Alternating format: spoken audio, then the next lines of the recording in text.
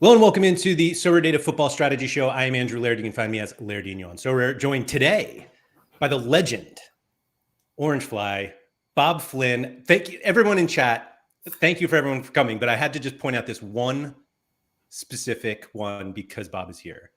Hoodwink says, Bob Flynn is my hero. One day I'll have a beer with Bob and it will be the greatest day of my life. Hoodwink, I have had a beer with Bob. And it was one of the greatest days of my life. For those of you listening and not watching, apologies. There's a picture here of us at a Yankee game, thanks to Sorare, I will say. It's me, Bob, that's MLS card guy behind us, and Larry there in the middle, waiting to see Aaron Judge hit home run number 61, which unfortunately did not happen in the game we were there. Bob, long overdue. That's all my fault. Thank you so much for coming. Hey, man, it feels great. It's good to talk with you. Good to see you. That was a great time, man. It's honestly, little Larry helped me win a unique tournament that week. So he gave me the sign off and the big thumbs up when we were on the subway going into the game. And it was absolutely fantastic. And now I was telling you before we started, most of those guys on the team that won me that competition in baseball, they're no longer even playing baseball. So that is so rare, like in a nutshell, guys. So like, you want to talk about your guys getting demoted and getting transferred from a great challenger team to a high prolific champion team that you never see him play again. Yeah, welcome to my world of uniques. Like, you can't do anything with those bad boys. It's a dangerous game, Bob. You were willing to play it. No, I don't think we'll get into that today. Apologies, actually, we were late twice. One was my fault, and the other one was also my fault. But Bob and I just started talking about a few things before we went live. And I was like, oh man, like we got a show to do. Like, I have a feeling I could, again, this was long overdue. And I'm already going to invite Bob back because we all just need some more Bob in our life. And I got to tell you there real quick, Hoodwink is one of the key influences that actually got me in, like truly into Sorare. Like when I first started, because you don't know what you're doing when you start Sorare. Obviously, like you just start throwing money all over the place. And I was just following a whole bunch of random accounts, and I got Choi Young-un. I talk about him all the time, and he's an Asian goalkeeper, and he screams and he yells at everybody. And I keep seeing this guy, Hoodwink, posting on Twitter about him and like these hilarious things. And so I just DM'd him one day because, quite honestly, I have no shame. I'll reach out to anybody. Hoodwink and I just became buddies, and now we're in a big group called the Loyals, and we have a great time together. And Asian football killed me this week, but hey, what are you going to do? You know, but Hoodwink, great guy. I can't wait to get out there and see him. Hoodwink is a gift to the Sorare community. It's as simple as that. In fact, Discord. I reached out to him today looking for some K-League advice. And yeah, this community would be so much better if we had more Hoodwinks. But totally agree. So the topic of today is cat modes, because you said somewhere, and I apologize because I feel like there are like 17 places where you could have said it and I don't know what it was. But you were basically like, people play cat modes incorrectly.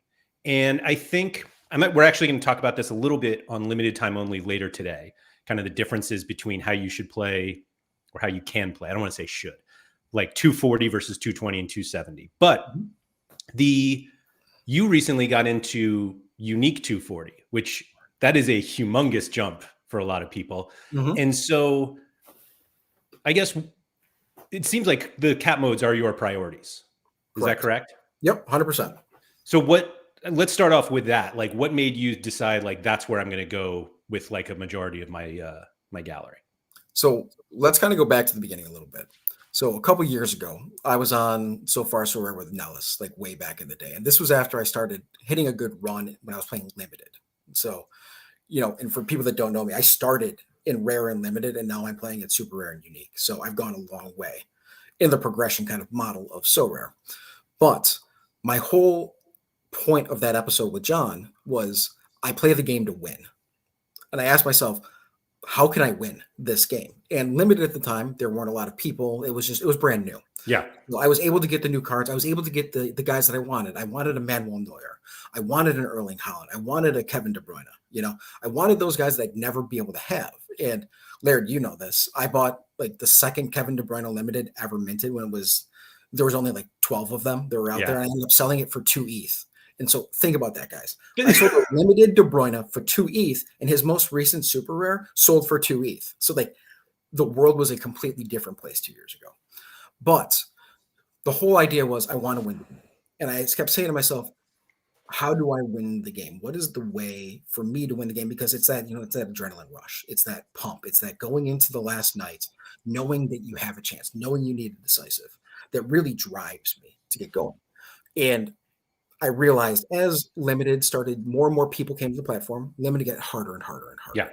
Volumes increase, you get great galleries and people that really know what they're doing, that really can take advantage and focus on what was going on. And so I said, okay, limited is getting a little bit more competitive. I'm still doing well, but I want to expand a little bit.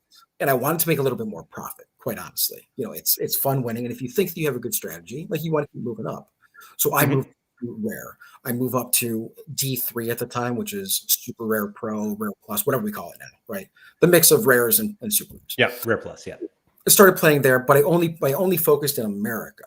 So one of the things that I really focus on a lot is I try to look at one division and focus my time in that area, because I really believe that if I can put enough time into one competition, I can succeed in that competition. If I spend a lot of time just kind of going wide instead of like long, then I'm going to struggle a bit more. So I don't have a very wide gallery. As if you look at my gallery there, like there's only a couple pieces that are not second division, which sounds insane to anyone that's on here that doesn't listen to limited time only, but that's all I play. I only play in second division. So I took this I want to win approach and I said, how can I win? And realizing that winning against 5,000 people is exponentially harder than winning against the game, I made a decision. Listening to you and Sean talk over the last couple of years, it made it very clear to me that the game is the easiest thing to beat, but you need a plan to beat the game. You need to have an idea of how you are going to achieve those scores. And that's what really launched me in to Cap 240. And the reason I'm at super rare is because of baseball.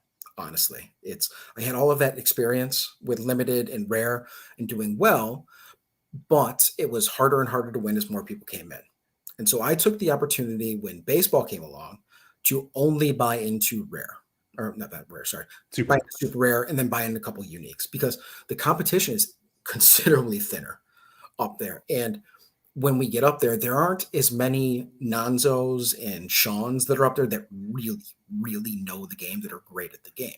You have a lot of big accounts that know and have a lot of big cards and put them in decent mashups. But if you're putting a lot of focus into one division, like I am, second division, you can really understand your matchups. You can understand the teams that you're going at, which gives you a slight advantage. And quite honestly, when you are going for that last reward or you're trying to hit that cap, those slight advantages really, really matter when it comes right down to it. And you learn really quick. And I've heard you and Keith talk about this a lot on limited time only. If you are not a Kylian Mbappe, if you are not a Joshua Kimmich, like if you are playing on the road, you're probably not going to be as good. So like play guys that are at home. Like it sounds simple. It sounds stupid, but it's true. It's utterly wild. And it's especially true in MLS. It's especially true in second division. And it's one of those things that I've always kind of put together that would help me. And it's one of the things that I do in 240. So that's the big part of it is, 240 super rare. I mean, honestly, if you can get $200 a week, or if you can get $200 a couple times a month, you're doing really well in Sorare. The biggest problem, and you and I mentioned this before, is that every time I win something, I win ETH, which is fantastic. I just spend it right away anyway because I have self-control, So yeah. So that's how and why I chose 240. I wanted to play against the game. I wanted to win. I wanted to have that good feeling, even if I don't get a card or podium or whatever, because that's rare. That doesn't happen to everybody, right? It's not easy to do. I wanted to have a chance to beat the game and not have someone, an Asian game that kicks off on Tuesday morning at 5:00 in the morning, someone go off for 400 points and then knock you out of a place. Like that kind of sucks when you wake up to it, right? So I'd rather play against myself. I'd rather play against the game. And that's what's really driven me into where I am now. I can just see Keith fist bumping the air as you said, only play players that are at home. I'll get into that as well. So one of the things you brought up, which I think is something that we all know and we all ignore it. I'm one of them. But you were like, when you said you only competed in Champion America, and you were like, I wanted to focus on there and make the best. I don't want to spread myself too thin. And like, we all know that we should do that we should make the best lineup. Like, we've, at least on this channel, we've always kind of emphasized that you're better off with one really good lineup versus three okay lineups. And I understand the opinion of like, oh, I want more bites at the apple and all that stuff. But like, fundamentally, if you want like top rewards, like you're probably better off just attacking it in one way. And the other thing is, you want to be able to compete against as few people as possible. Like you said, moving up in baseball, super rare and uniques, they're just not as many people that you have to beat. But with this 240, you don't have to beat anyone except a number. Exactly. And so fundamentally, I think everybody's like, yeah, no, I play it because I want to do this. But the way that you approach your lineup, certainly. And I mean, I'm looking, I'll just pull it up here. This is like your gallery. Like, we're looking at, even just for Cap 240, super rare. Like, you have a lot, like there's significant depth here. It's you don't just have 5 super rares and 5 uniques. Like, you are going deeper with it. But is your process in terms of 240 only, I just need to score 280, or are you trying to maximize it to get cards as well? So there's a little bit of both, right? There's a big price component that goes into building a super rare team. Sure. And one of the things that I did, and you'll see, like, when you pull that up again, probably the only person you'll recognize on that screen is Basoma, right? Like you probably I have a Suleiman super rare. That's the only reason why. But you know what I mean, though. Like, you're not gonna, most people that are watching the stream are not going to recognize most or any of these players. These are guys that play in the second division, which is kind of looked down upon when it comes to, there's fewer people that are playing. Fewer people means that I don't need quite as high of a score. So if I'm doing well, I have enough cards here to put into a 240 team, and I have enough cards to just still put into a regular super rare team as well. Yeah. And if I hit a random card reward, that's great. You know, that's just kind of what we got. And I'm content with that. And that's why I wanted less competition. And as it turns out, when you go to second division, because no one knows them, no one watches them, and the cards are considerably cheaper too.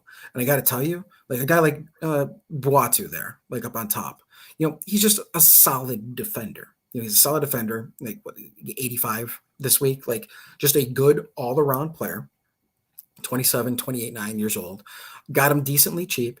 He is cheap, like $400, and not cheap, but still, he is the type of player that can hit you 75, 80, the type of guy that will get you enough to be really good in a good spot for a cap. But not only that, he can also go into your regular lineups as well, because there's just not as many people there. And he is considerably cheaper than a guy like, you know, I mean, who's a guy you like Joakim Anderson, super rare, for, you know, who's he play for? Palace now? Palace, yep. Yeah, so like, and this is where I think a lot of people kind of miss out on what I'm trying to do here. It's that a lot of people want to get guys that they want to watch, and so do I. Like, I want to watch EPL. I know you don't, Laird, but you want to get guys that you know. You want to get guys that you watch. You want to get guys that you cheer for. So I hear a lot of friends that ask me, like, I want to play Cap 240, Bob, but I want to play in Champ Europe with Champ Europe guys. I'm like, well, you can certainly do that. But your Europe guys are going to be considerably more expensive than my second division guys. And so when you get 5 of your guys, God forbid you hit a cap, and then all of a sudden you're over the cap and you can't actually play that anymore. You know, and that's part of the thing here. So the 5 cards that you buy in Champ Europe, I can buy 10 cards in second division.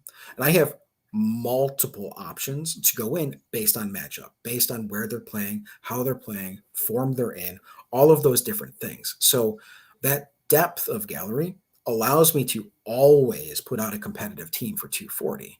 And what happens in there is that I design my teams in Cap 240 with a specific purpose. And that purpose is to hit the cap, but also to go way above the cap. So one thing most people won't know is that I actually, one of my first week in unique 240, I came in second, which is wild, right? But then, like my second week of doing Super Rare Cap 240, I won the competition. It's like these things happen because of how I believe I construct my teams.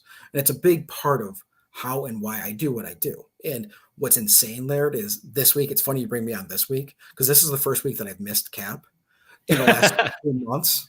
Because what happened is my captain got hurt, my striker Dolberg got hurt, and another guy got taken off early because he got hurt too. So 3 guys in my Cap 240 team got hurt. Like, you can't do anything about that, but like that's part of it. So it comes down to like, what is that strategy to get you over 280? Because truly it means you need at least one decisive. Because honestly, if you're filling a full team of 240 guys, you don't have enough AA typically in those guys to just get you over with pure AA alone. Usually not, yeah. You need a decisive. So what position gets you the most decisives typically, or has the most opportunities to get a decisive? I mean, typically it's your forward. It's forward, yeah. Typically it's your forward, right? So what I do is I look for low L15 40 forwards because they still have the opportunity to go in and net a decisive. And so I will typically play two forwards in my Cap 240 team, and their averages are not above 45, which sounds insane to everybody else. But, you get a guy like Sulemana, and you and Harry have talked about this in your linking your 23s. Yeah. So like, he's the kind of guy that if he's playing well, he can get you 20 AA in a half. Yeah. Which is wild. It's fantastic. And like, this is the kind of guy that I'm looking for, because if he strikes on a decisive, then you're up to 80 and then you're already done. You've already won it at this point, and so let's look at this team here. This team did not do well. It happens, right? So Rabolo, my goalkeeper, gave up a really late goal. Like, it's going to happen. Still a solid score though. Solid score, like great AA. He's a U23 keeper too, but he gave up a late goal. So like that's 25. And when you put on bonuses and like all the other things, it's 30 more points, right? So that's 30 more points on top of that. Murray Wallace, last week he had like 100. This week, Millwall just decided to like crap all over the pitch. And it happens sometimes. This is what happens when you play lower defenders. Like you have these, like, look at that. That's wildly inconsistent, but this is kind of what you go with, right? But then you get to, Kylian Kaibui. So this guy is an AA guy, and he is the type of guy. So I'm looking for, normally I want a strong midfielder that has some AA potential, that typically has a higher cap score for me. They are the guys that have the AA, that will do some set pieces here and there, that can get a decisive. Because as you and Sean have said many, many times, if you can hit your captain, you're going to get your threshold. I mean, and we're just looking for green scores when it comes right down to it. And, and recently, so you see he has enough dark green scores to make it, right? He was a big U23 guy last year, wasn't he? Exactly. And he was one of my favorites, and he was with Bastia last year and he came through. I mean, just look, like he has the potential. And what has happened at Amiens is that they've actually pushed him to like the left back position. So his role has switched a little bit. So you get a little bit wider variety and range, and you get cards and all that kind of stuff. But honestly, a 56 is going to do pretty well when it comes into it. You just need to sneak a decisive. And then I have solid Sulemana, who I love Sulemana. He is a fantastic card that is too good to be at Southampton, in my opinion, and that he will at some point get into the Premiership. He will, in a few years, get up there and get a role, right? Dolberg, Dolberg has scored over 80 3 times in his entire career. He is the poor man's version of Holland. Like he sits in front of the net and he scores goals. But you kind of need these guys too, because these are the type of guys that you're looking for. They can just knock it in. He's going to get me a 65 if he scores. So you look at the pros and cons here, and so you're looking for guys that are decisive capable. And like I said, one decisive is going to be better. And if you go back to previous leagues, like those are actually better looks. You can even go to the unique team also, and you'll see with the unique team, I was one decisive away. So this team here, this team just went bananas. And I'm happy with that. And of course, as Sean said, what is the biggest problem with this team, Laird? that you're seeing right here. Like, what did I do wrong here? Wrong captain. Exactly. Like, duh. So that's the thing, though. But Valera, I like him. You know, he is a guy that I won for coming in second in another competition. I bought this one, and he's a guy that can get AA, does get decisives occasionally, and when you get those decisives, you can win. The other guys, Pompine is absolutely fantastic. Like, no one's going to know about these guys. He's a U23 defender, but a ton of AA. I mean, even this week he had like 30 AA. And so, like, that's the kind of guy that I want on my team in general. Like, those are good scores. I mean, for a unique, that's by far my best unique. You know, young guy. And they're away. Yeah. Yeah. So this guy, he's solid, man. And you're hoping for one or two decisives. And, Yeah. you know, luckily there, I mean, you look at, I have 4 decisives. So, like, this is what happens when these things happen, right? Like, everything just kind of opens up. And the thing is, what's nuts is I put the captain on anybody else and I think I win the competition. You know, like, oops, like, and Sean can laugh at me all he wants for that, you know, but that's kind of how it goes. And unique is a little bit different, obviously. Forwards are tougher to come across. I have another forward that I actually won, and I've been fortunate enough to win a couple uniques so far, but that forward doesn't play. So it's just like, oh well, yeah. He was that I won that for when I won Cap 240 the first time in Super Rare. I won that card. I asked Sorare Japan who he was. He's like, hey, he's a young guy. I was like, okay, fantastic. We don't have a lot of information on him. Probably not the best thing in the world. He's a young guy. He's a young guy. So, yeah, I mean, you look through and there's not a ton that's coming through here, but I end up selling most of these cards. And so you see like the Lucho Sanchez and the Carretero guy. Like, that's when I was playing America D3 at the time or whatever. So, like, yeah, you can look through my past cards. Holy shnikes. Like, they're just kind of all over the place with where I've gone. But if I like a guy, I will keep them. I will oftentimes sell them and put more ETH back in the kitty and then just keep using and reusing cards over and over and over again. Because one thing that I've really recognized is that a lot of people tend to buy cards, especially in the Champion Europe side, and hold those cards. And they're set and they're happy with their gallery. But in my opinion, your gallery should be an ever-evolving thing. It should never be standing still. You need to adjust. You need to be able to roll with the punches. Like, if you're going to spend a whole bunch of money on a number of super rares or a number of rares and they're not producing for you, are you going to keep doing the exact same thing over and over and over again, hoping for a different results? Like, isn't that like the definition of insanity? Right? Literally. So, like, you have to be realistic with what's going on and recognize what's going on. And this takes a lot of time and patience to try to figure out what's important to you as the player and what you need to get out of it. And so, you know, we don't talk a lot about it. And I know you and Sean have talked about it a little bit, but super rares are not very liquid, you know? So it's not like I'm buying these guys to make money, Laird. Like, I'm buying these guys to win cap modes. But I'm not looking to sell them at a profit. So what that means is I'm truly playing the game to beat 240 and to have fun winning, which sounds asinine to some people, but that's how I believe I love to play the game. Mm-hmm. I think there were a few things that you touched on that I think were really important. One of which is that just these lineups that you show, a lot of times, assuming you get 5 starters, 1 decisive is enough for 240. Yep. To score 280. Yep. And if you do get multiple decisives, it's one of those that 4 decisive lineup might not have won a card in All-Star, right? But it will in Cap 240. And so I think, obviously, we know the rewards are probably not as great in the Cap modes than they are in All-Star or any of the regionals, but there's still quality rewards. And I wanted to touch on the second division thing a little bit. Was the push to second division more based on time of year? Like, do you think had you done this in February, March, you would have gone all in on America and Asia super rares? And do you plan on doing that for the summer? I do not.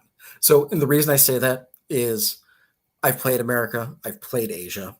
I struggle in those areas. It's a little too haphazard for my liking. I like watching MLS. I hate cheering for MLS, if that makes any sense. I don't like spending money on a guy that goes. It's random. MLS is tough, man. Especially as a Charlotte fan. I know Danny Trippin and I, like we suffer. We're suffering Charlotte fans, and watching the amount of turnover that happens in these teams every single year drives me Mhm. mad. And for whatever reason, there seems to be more consistency, even in second division Europe, with the teams and with who is being played. And there's more information, believe it or not, in a lot of cases too, because a majority of the base is still in Europe. And I say that there's more information, but I also jokingly call second division Europe. I consider it European Asian division because there's not nearly as much Yeah, for information sure. or coverage. So like you have to dig for these things. And luckily for me, because I said at the beginning, I have no shame, I just DM everybody and I talk to everybody and I ask questions. So I have buddies in France that will relay to me information on like who's like what's going on with these certain players, these certain teams, and who are the ideal targets that we're looking at. And then they do the same thing with buddies and like that follow the Spanish leagues and stuff like that. And so I spent a lot of time really looking through those pieces. But America, I struggle with America because there are a lot of leagues and not all of the leagues are built the same, right? So Mhm. MLS is a different level than the Peruvian league. And honestly, Peruvian pitches look worse than my snow covered yard right now in a lot of cases. So like it feels really weird when you have two completely different leagues that feel like they're playing two games that are completely unrecognizable from each other. And I really struggle to compete well in that. And I don't know who I'm playing against in a lot of Mhm. cases too. And it's one thing to know that I'm not watching a lot of the matches in second division Europe. And that's okay. It's actually saving me time. It's allowing me to get my household chores done. And my wife likes that a lot more on a Saturday than me watching football. But MLS itself is wildly entertaining, but it's wildly frustrating too. And I would really struggle to spend what I spent on any of my goalkeepers for second division than I would on a Brad Stuver super rare. I just Yeah. can't do it. I just cannot do it for whatever reason. And now I say this now, I'm on a good roll. Like maybe I do it, but I want to have something that's going on over the summer. And in the past, the summer for me was baseball, Mhm. right? And I still have, I mean, I've sold a ton of my baseball collection, but I mean, my baseball collection as well. I still have a really top end super rare gallery, even though I sold a majority of them. So like I'm still competitive in there. It still gives me something to do. So Yep. the tug to play in MLS in America is just not really there for me at the moment. But that could change in 15 minutes, honestly. Like, who Sure. knows? I was gonna You yeah, know? once the weather starts to get a little warmer, I think you'll Yeah. be like, "Oh, maybe I do want to," Yep. So you actually touched on this coming from Malky. He said, "Did you know or watch second division football before you started this plan? Most people advise to only follow leagues you know well." It seems like you literally do not watch, did not watch, will not watch, and you don't follow the leagues other than these players, obviously. So let's say this. So last year, I played second division limited. So I had an idea of who a lot Okay. of the good players were. So like I knew Kylian Kaibue, loved him. And I said to a couple of my buddies, one guy I talk to all the time, and I don't know if you met him at the All-Star game, was Eats Gusto. Like he's Yeah. a great guy. And he and I talk all the time. He won a Kylian Kaibue, and he's like, "Who is this?" I'm like, "He's great. He's a U23 AA monster for Bastia, and he's going to be excellent." And so I followed him all last year, and I like Norwich because I like pain. So, you know, so I follow these teams, and I have been watching them a little bit more. But you're right; it's EFL. Watch that a little bit more because that's on ESPN Plus here in the Yeah. States. We get the occasional Bundesliga 2 or La Liga 2 match that's here as well, but not as much. But knowing enough about German football, I know that there's a lot of high scorers and a lot of goals and Martin Vanazek and, Maxim's love for him and all that kind of stuff. So like when we talk about it, I have an idea of who these guys are. And I did follow them in Sorare, and I did own limited and rare versions of them last year. So Mhm. it's not like I started like fresh, just like, oh, just like toss money at super rares unknowingly. So I had a run where I played a lot of them. I watched a lot of them last year and I learned, you know, and it was at least a good jumping off point. But I dug in a lot at the end of the baseball season, Laird. After I ran out of playoff guys to play, I Sure. focused and I spent a lot of time reading up and talking to people and asking questions because, like I said, no shame. Like I will ask questions, and to me, I think it's important for anybody that wants to do well in anything in life. Like, what is the worst thing that someone's going to say? Like, leave me alone. They're going to be a dick to you over DMs. Like, quite honestly, that happens every single day in Discord. So that doesn't bother me. Like, that's life. Like, we just kind of like move on with it. I learned not to talk to that person. Easy enough, because most people want to talk about Sorare. It's one of those unique joining things that we have, and people want to share their information and their knowledge. They want to feel like they know and they're helping. And I love it. And so I used those skills that I have that I use every day in work anyway, Laird. So like to talk to people and convince people to do things, like this is what we do. And I just learned and I took my time and I used knowledge I had from last year. And then I adapted it and I evolved it. And quite honestly, my team construction, that took time and practice to figure out what would be the best way to do it. It wasn't just like, oh yeah, this is going to work. Of course it's going to work. Like just throw cards randomly in, because you ask most people, how do you set up your 240 team? Like, well, it's like one of the last teams I do. I just kind of like throw my guys in there that fit and we hope it hits. And then you're like, it's so hard to hit is what everyone says. Like, well, yeah, if you don't prioritize it and if you're just throwing random cards in it, yes, every competition is exponentially harder if you're not prioritizing it. And like, that's just a hard truth of Sorare. And you and I have good galleries, but we don't have galleries the size of Nanzo or Sean or Sam or any of the bigger players. They can really pick and choose where they want to put the cards and then still have supremely great cards to match in to Cap 240. I mean, Sure.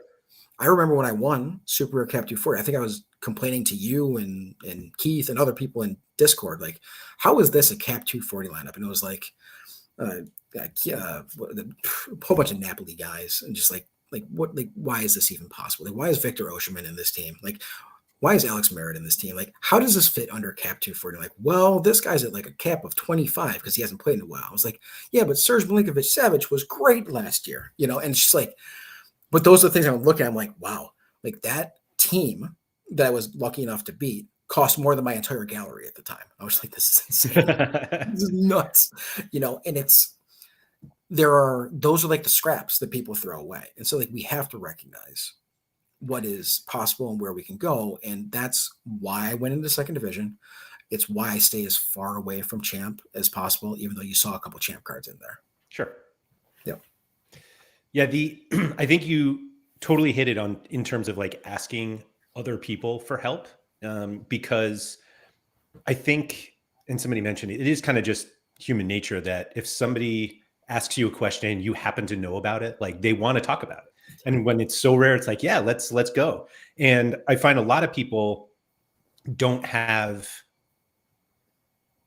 like close friends or relatives that play Sorare. So they find somebody else who's like, hey, you want to talk about Sorare? And they're like, yeah, I do. And you're like, what do you know about this guy in second division? They're like, I know everything about it. I live next to him. And then you get all of this like great info. Yep. Parapress said this as well. Just went through the same process before I bought, I guess, Druis, Yep. Bundesliga 2 goalkeeper. I'm looking at him. About 20 experts. 5 got back to me, but gave me some amazing info. Very underrated step in the process. Totally agree. And I'm not going to tell everyone like, hey, just go out and spam questions to everybody. But why not? Like you said, what are they going to say? Like the worst they could say is just like, no, leave me alone. And yeah, I mean, in Parapress, like I watched his YouTube video. I subscribed to his channel. I clicked like on that video because I'm right there with you. Like I knew what he was doing. I was like, I know that guy. I know he's not the best, but he is excellent for cap mode. And he's going to get you what you need. And I mean, Sean says it all the time. Goaltenders are garbage in this game. And I've been watching too much hockey, goalkeepers, but you need them in the team, and every now and then they're going to do something fantastic for you. The weeks that you win, your goalkeepers are going nuts. I mean, one week that I won, my goalkeeper saved a PK. Like, fantastic. That's wonderful. The other week that I won, my goalkeeper wasn't even supposed to play. It was an international week, and he was a U21 sub replacement for the team.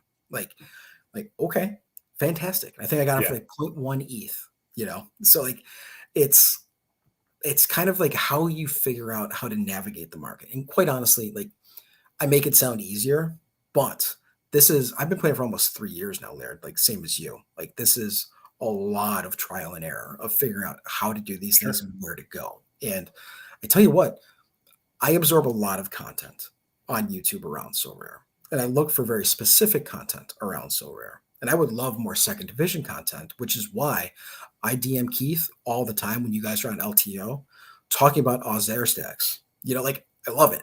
I absolutely love it. And you don't get as much of that, but it's just nice to talk about something that you are familiar with. It's kind of like when your wife asks you a question that she knows the answer to, but she knows that you really want to talk about it.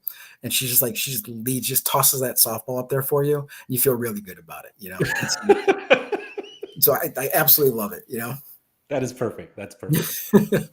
Do you think, have you had any sort of priority in terms of the second division leagues, or do you kind of view them not all as the same, but effectively all the same? You've said it multiple times because I keep DMing you about this on LTO, but La Liga 2 is the best league in all of Sorare. Period. End of podcast. They play like 42 matches, man. It's a lot. They play over the international breaks. Like that unique team that you saw there that I have, it is almost all. There's one or two that are not in La Liga 2. And the reason is I can play them for a cap during international breaks.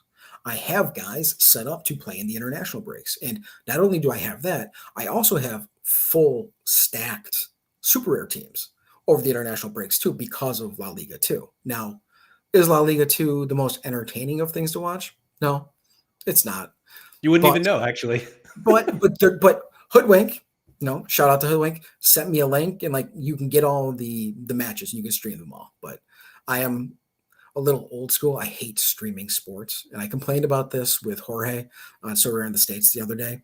Streaming sports is one of the worst things in the world when you have notifications set up on your phone, because I already know when someone has scored and I'm just like waiting for it. It's just like, oh man. I have a contrarian opinion on that I actually like it because I'm kind of at least when it comes to football, I'm usually a passive watcher. Like I have it on, but I'm not like glued to like most matches I'm watching.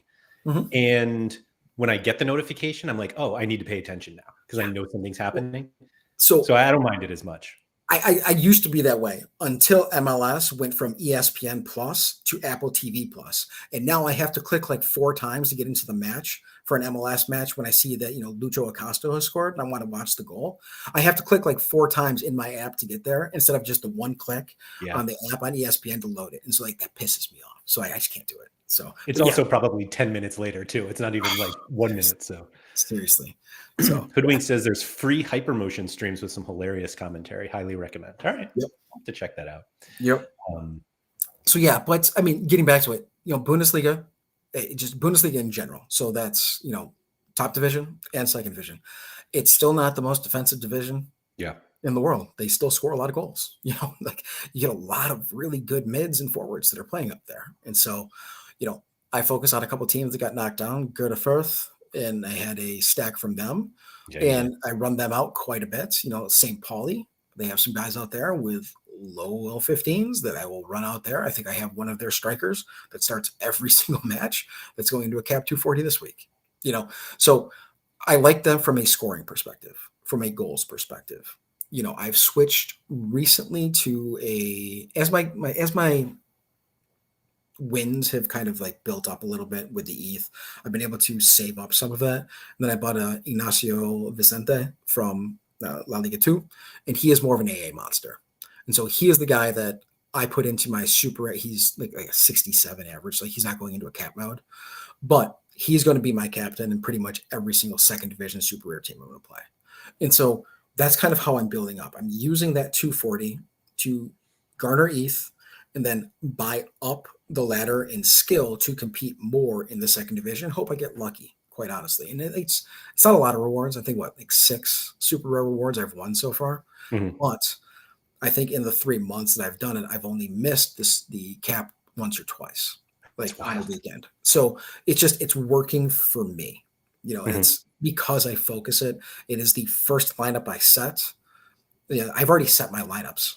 because I wait for the suggestions to pop up. Like as soon as that 10 o'clock Eastern time comes around in the US, I wait for it to go, and I keep refreshing SorareData to see what you guys suggest. I'm like, nope, not this time, Maxime.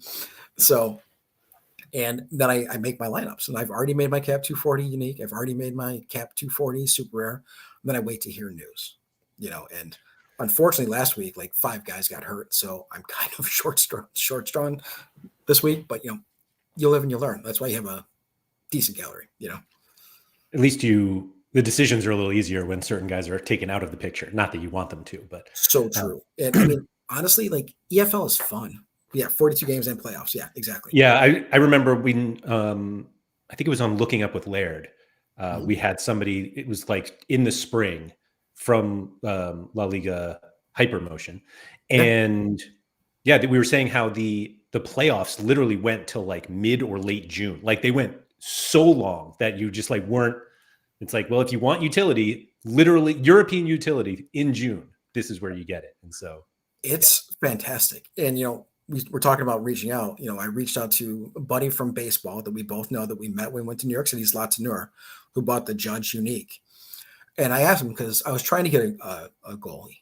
And goalie is just the most expensive part, hardest part to really lock down. I go, hey, I don't know if you play second division, but I saw that you won this guy like last year. Like, are you willing to sell him or even trade him for like a unique or a super rare in baseball? I was like, honestly, they play 42 games in the playoffs, so I'm just going to plug him in. I'm going to use him all year. And that was just like the light bulb that went off in my head. I was like, yo, La Liga 2, let's go. Yeah.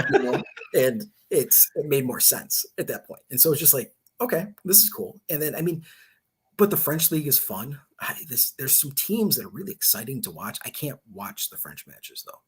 Well, there are some really good players on there, and you and Harry tend to talk about them all the time on making your lists. They're looking up with Laird, and I keep sending suggestions to Harry for U23 guys because he's a U23 guy too. So it just keeps sending them through. And like he mentioned one guy like Ayman, whatever, Buatrula, whatever from Valenciennes the other day. You're like, yeah, let's get a U23 midfielder on the worst team in second division France. Why not? Why not? Like he doesn't have cards. And so I was like, that's a really good idea. And what's crazy is I actually had him favorited and started my watch list before you guys even said it. And he just came out on auction. And of course I bought him, so it's just like, okay, like this is what happens.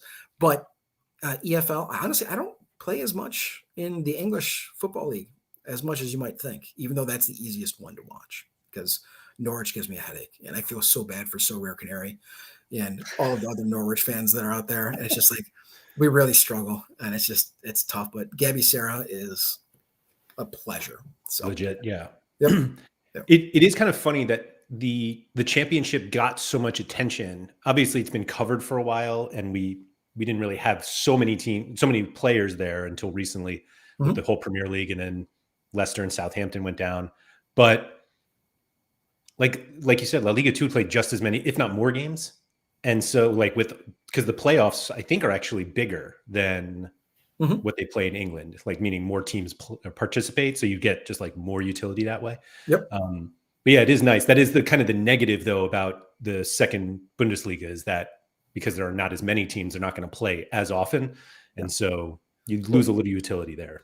But again, and with second La Liga 2, like you have to remember they play over the international breaks. Right. So you are never out of it. So you're competing in the month-long, 270 tournament. You have a team if you have a La Liga 2 squad. Like you have it. You don't need the international guys. Now, does that help? No, because France likes to win 14-0 against, farm countries like Gibraltar. But, you can still put a team out there. You can still get scores on the board. And it's that kind of stuff where the competition is low that I'm really trying to focus where we are.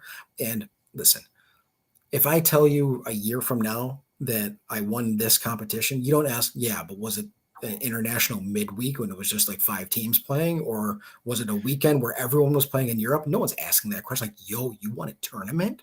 That's awesome. And it's still the same rush, man. Like it doesn't matter if your card sucks and you're just like, whatever. It does matter. Like you don't want it to suck, but it's still fun no matter what you do.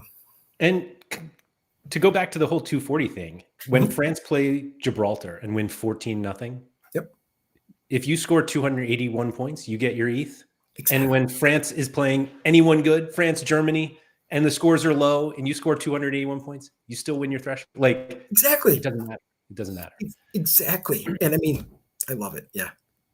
What do you think about stacking? Do you do this much? Because I feel like people think it's necessary. Others think it is a little riskier. Like, where do you fall on it since you kind of focus specifically on 240? 2 stacks. I have 2 stacks that I will run. Those stacks are Millwall, because I had Biatkowski and he is going to be gone because Sarge is back now. So that was Biatkowski and Murray Wallace, who are both really low. Like together, they're like 90 combined for a cap score. So they're not ideal. Like right. and if you watched the Millwall game last week, like he did not save anything. It did not look good. So, but Murray Wallace, I mean, that's why he scored 25, but he had 100 the week before. So like you get randomness. So that's one cap that I try not to use them. I don't like them, but honestly, it's the Auxerre stack that I love. I love Lyon and I really love Gideon Mensah, but their scores have gotten so high now that it's really tough to use. Although it's hard, yeah. Mensah is still at like 48.50, so he's still right on the border of usability, and so it's I don't stack as much. Stacks to me, it's a little bit too. You need a lot to go right. And the stacks that I would have right now would be like a dual midfielder stack for Amiens. So that would be Kaibui and Kakuta. And they are almost never linking up with each other for a decisive. And like that's what you're actually looking for. Like this is not Carlos Gil and Gustavo Bu. Like it's just they're not the same. This is not what we're going to get. And it's same thing with Rodez in France. Like I have Rajol and I have Kylian Corridor. They don't ever link up for anything. So like, what is the point of putting them together if they're not going to link? And so I try to stay away from them when it comes through. I'm really looking for home and away in second division. And I'm looking for guys that I know are good. If I need, and if I'm really looking for a decisive, if I can sneak a Branimir Hergata from Göteborg or a Casper Dolberg in there because they played international and they were subbed appearance and their average went from 54 to 45. Those are perfect opportunities. And that's what happened to Dolberg. Like his score drops whenever he goes to international play, which is fantastic because he is a goal monster or a decisive monster, and 60, 65 is going to get you there. So no, I don't really stack as much. It's harder at the super rare level. I do not have collections that are big enough to stack or anything of the sort. So, well, collections are super tough when it comes to super rares. Like in the second division, especially because there is the account called The Owl, and The Owl owns every single first mint of every single card that has ever been created.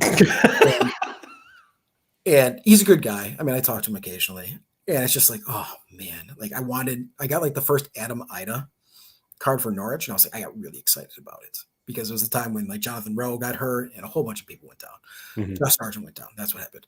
And I was like, this is great.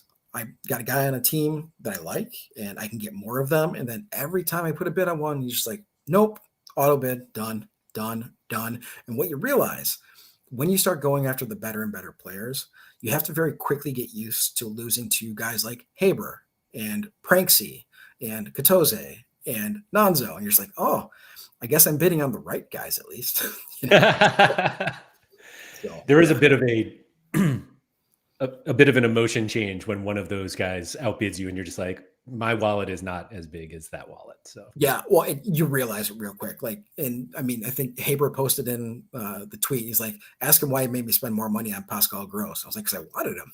I damn really I go, sorry for boosting you up like that. He's like, dude, like if you had bid like one more, like that was like at my max. I was like, I knew it. Like, God darn it, and that's how it always goes. And I keep looking at all of the cards that I'm bidding on, and it's always the bid right after mine that wins. I'm just like, son of a. And it's some account that's like 500 ETH worth. I was like, well, clearly not going to get that one. That's okay. Right. They were probably 5 away from their top, but you were just 1 away. Oh yeah. So. Like I was like beyond my top, So it's just like, nope. It's like, I have to sell like more baseball cards if I want to do this. So there you go.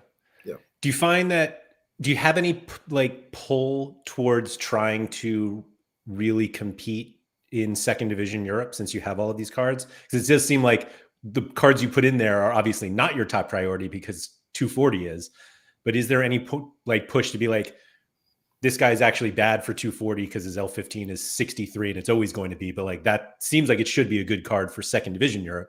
Like, do you have a pull? Are you being pulled in that direction at all? Yeah, I mean, I've come in. I think I have a few podiums in second division Europe as is. Like that Pompine card, that unique that we saw. I use him because his average is like 59 or 60 now, so I can't use him in Cap 240 anymore. So he's an automatic add, especially when he's at home into my cap teams. And so this week, I think that Auxerre has a home match against a team lower in the standings. So that means I'll go with Lyon and Mensa, and I'll stack them together. Pompine will be my extra. I'll go with Vicente, who is an AA monster and one of the best forwards in all of second division Europe. And then I'll figure out my midfielder from that point. So yes, I actively try to compete and win in that division now because my gallery has evolved enough to allow me to do that, and I always say to the people that I talk to, it's the goal. Like, obviously you want to win, and all you can really do is put the cards in a place that will give you a chance to win. But any win or any card win on top of the E thresholds is just like icing on the cake for me. It's just like it's the bonus on top of that. And like, do I get pissed when I get knocked out of it at the end? Like, yeah, of course you do, because that's a natural human reaction. But tonight, I was telling you before, I was in second place going to bed last night in unique kickoff, and I'm glad Sean's not on here because unique kickoff to him is the worst competition, next to 240 rare and all that, or 220 rare and all that stuff, because you're just getting a crappy T5 unique. But you know what? My gallery is not as big as a whale gallery, so winning a T5 unique is still fun. Like, it's just It's cool. It's cool to see when you're looking at your little rewards thing, like 3 unique wins. And I say, oh, that's awesome. But Asia happened, and I think I ended up in 5th. And what are you gonna do? It's disappointing, but you're always trying to win. And like I said, the cards on top of it are what really matter. But when stuff like last night happens to me, Laird, you always go back and you question yourself, like, man, if I just switched out that one unique with this other unique that was in my team, like, I would have hit the cap 240 and I would have got that 0.25 ETH. And when you say it that way, you realize 0.25 ETH is a lot. It's a lot. Like I've had a week where I hit the 240 in super rare and unique, and getting an extra 0.35 ETH coming in is absolutely mind-boggling. It's awesome because, again, I'm not the biggest account. Like, I don't have a lot of ETH in my wallet to go spend. So I'm making active sales if I need to upgrade my cards. And winning this stuff allows me to reload. And I'm one of those people that I just haven't withdrawn money because I have too much fun and I'm a sick guy, I guess. But, it's exciting and I want to get better. I want my gallery to continue to evolve. And, the cards help. I will sell the rewards cheaper. I mean, I think most of us do. We just kind of like want the ETH that goes with it. So like a lot of those cards you saw, like, they're not going to be guys I'm going to like plug into lineups in most cases, so sell them, move on, get, 0.1 ETH, 0.07 ETH, whatever it's going to be. And just kind of like move on with it because there's just not a lot of liquidity in it anymore. But, it's kind of fun when it comes down to it because you're trying to manage your gallery while winning a game. And there are people that this is truly a job for. I know this is your job with SorareData, but I mean like people that focus purely on winning this game and reporting out their winnings and all that kind of stuff. And it's intense and it's stressful, quite honestly, if this is like what you are riding on, where those wins and losses really, really, really matter. And so, overall enjoyment, it's always going to be there, but winning is priority. And I mean, that's not changed for me since I talked with Nellis. And it's probably not going to change with me when I talk to you in a few years more when, Aaron Judge retires from baseball,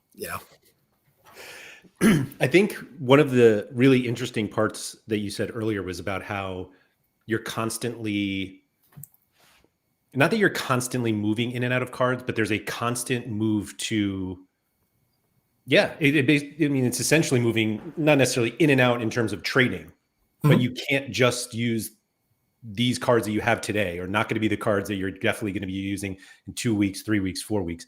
And part of it, I think, is because something that you also mentioned, somebody gets too good for 240 it's like, well, do I use this card somewhere else? Do I actually sell it? Because theoretically they should be more valuable at that point because they've been doing well. And so there is like a constant churn of cards. Maybe it's not high volume churn, but there is churn of cards that I think kind of goes against what a lot of people think about 240, where they're like, oh yeah, I'll buy 10 cards and I'll just like farm ETH forever. Yep. And to be good, you can't really do that. Like you need to constantly be moving in and out. And I think that, like what you said, is really important for that, because I think people just kind of misunderstand 240. And it's probably those who are like, this is too hard. Like 280 is too hard. And it's like, well, you're not trying hard enough. Like you do have to try. Well, it's kind of like a business life lesson, right? It is, you have to spend money to make money, which is a really hard concept to grasp. It's, I need to get my gutters redone. I can shoddily do it myself and have it last for 6 months, or I can pay some and then I have to redo it again in 6 months and have more damage to my roof and my siding and everything else. Or I can pay somebody to do it professionally and have it last for 10 years or however long gutters last. It's like, which way are you going to go? And if you've done it your own self and you realize you suck at it for long enough, you realize it's probably, you need to take a different tact to get there. And so it's, part of it is like that initial upfront investment of like putting the money in and letting it work for you. But a lot of other people will also say, and I'm sure you've seen comments and you get a lot of messages about this, like, I don't want to sell my cards at a loss. And no one wants to sell the cards at a loss, right? But this is where I'm weird. I'm like, I don't care. Are they useful to me anymore? No. Okay. Well, on to the next one. Because if I bought a Carlos Heel at one point, rare, last year, whatever, for like 2.5 ETH. I was like right at the top, like where you don't want to be. And just say I won a couple like crappy cards, but I wasn't getting enough return of it. It wasn't working. And that was right before baseball came out. I was like, you know what?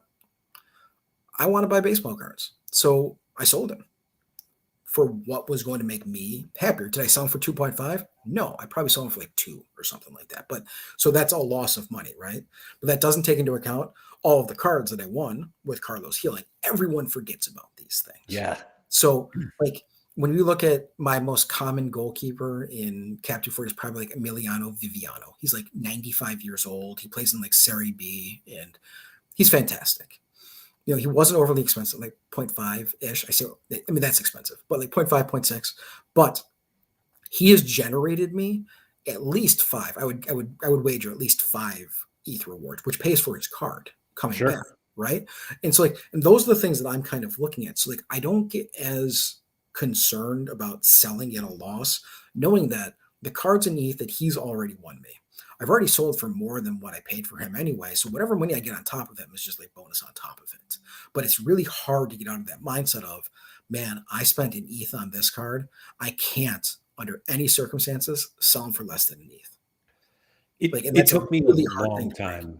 Yeah, it took me a long time to get over that. Like I was one of those people who was like, I'm not selling at a loss. And then I realized I was selling cards at fiat losses, but ETH gains, and I justified it that way. Yeah. But it might have been Keith who said it. I'll give him credit for it anyway. But he was like, you buy cards at how much they cost at the time that you buy them. And if you want to sell them, you sell them at how much they cost then. And what happened so long ago is just not the case now. And so why are you putting this like artificial limit on what you can get for this card that may never be seen again? Right. And so it's like, you're choosing just to hold this card forever then. And if you're willing to like consciously say like, I'm never selling this card, then that's fine.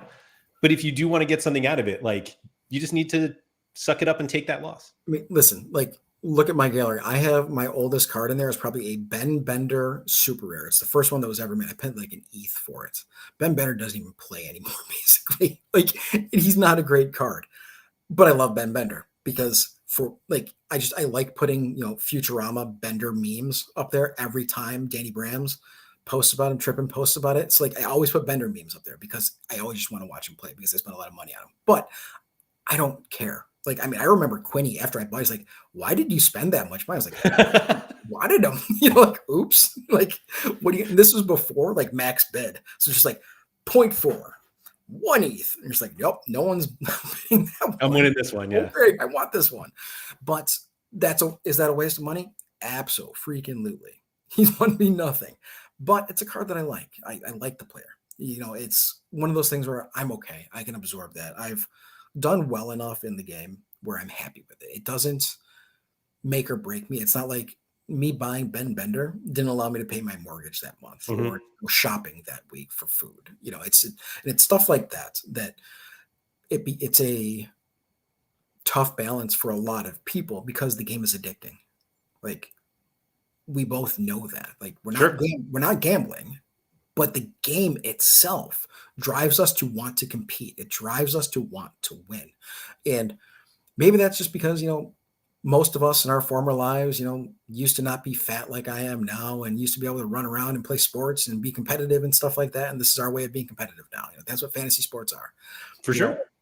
It's fun and it's enjoyable. And I'm willing to spend that money on my entertainment. And that's kind of how I look at this. This is my entertainment fund that I can win some money on. And not that I would need to take money out to actually technically win money, but I'm not about to do that. I'm having fun with it, and I'm making friends, internet friends with a lot of people on here. And I jokingly say to everybody, I have all these internet friends, but I've actually met you. So I consider you a real friend. I was just about to say, we met. It's all right. Yeah. It's good, man. It's good. So, but and that's just the way it kind of goes. And I don't know. It's a balance. The game has to be fun for you, no matter what you do. And for me, winning at cap 240 because I'm playing against Sorare is what makes it fun for me. And it's like, so think about it, like all those times that you as the general public want to put out that angry tweet at Sorare, you're pissed about this, you're pissed about that.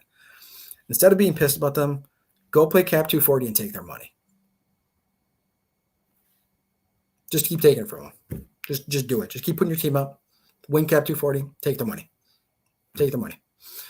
And just like, God, that's such a great line. Vote with your money.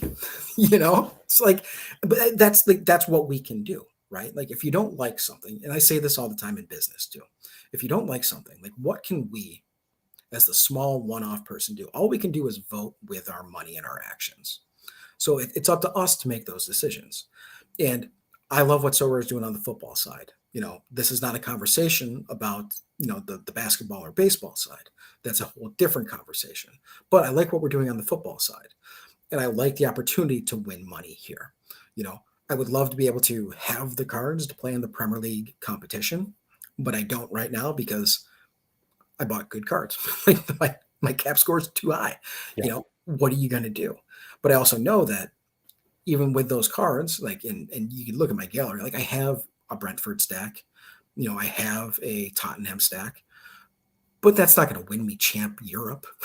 Like it's just not, occasionally it's going to net me a T3 rare reward that I can sell for 0.1 ETH, which to me is the same as winning a cap 240 super rare threshold, and it's kind of how I look at these things. It's a matter of how many thresholds do I need to win to get this card? It's kind of like if you work hourly, which I do because I'm a contractor, I say, how many hours do I need to work if I want to get this object? If I want to buy this, or if I want to go on this vacation, like what do I need to do to get there? And it's kind of how I look at it from that perspective. And it helps me rationalize the purchases I make and then the moves I make as well. And then I can only blame myself, when it doesn't work out. And I have to be able to move on because Sean says it, and he has said it for years.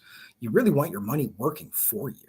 Like the best people in the game have their money working for you. Like, what is the point of buying an injured Kevin De Bruyne 3 months ago and just sitting on it where he's not going to work for you? When that 2-3 ETH could have been used to buy Musiala, who was also hurt, bad example, but by somebody else that could have been working for you and winning you ETH, winning you money, winning you cards that you could sell, and it's that mindset and it's that shift that quite honestly takes a long time. And some people will never get there. And that's not only in Sorare, that's in life too. Sure. Some of us, we will always be just kind of in like, this is what we need to do. This is what I will do to be happy in my life. And that is fantastic. And quite honestly, like I'm not young anymore. I'm not looking to climb the corporate ladder anymore, Laird. So like I'm not grinding out 75-hour work weeks anymore. I want to work my 40, 50 if I have to, so I can spend time with my family. I want to prioritize the things that are important while still having a hobby for myself. And that's what this is. And it's a lot of fun. And it has gotten my family more involved in watching football, watching basketball, watching baseball, being more involved, talking about Sorare. And it's a good time. And that's what I'm looking for, the happiness in this. And again, playing against Sorare is fun. That is fun to me. And it's, you get that, you hit that when you're like, yes, I got it. I feel good. I can turn off my phone for the week. And if I open it up on Tuesday and I want another card, fantastic, And so I don't know.